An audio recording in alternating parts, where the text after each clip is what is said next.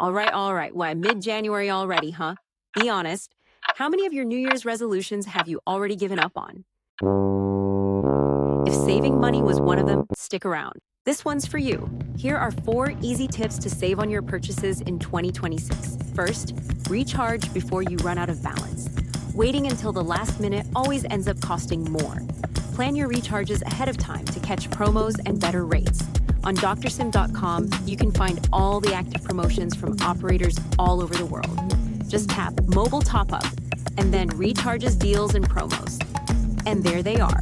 Second, use a reliable recharge platform that doesn't overcharge you. Don't waste your money on shady sites. With Dr. Sim, you can recharge easily with no hidden fees. And in 99% of cases, the recharge goes through instantly.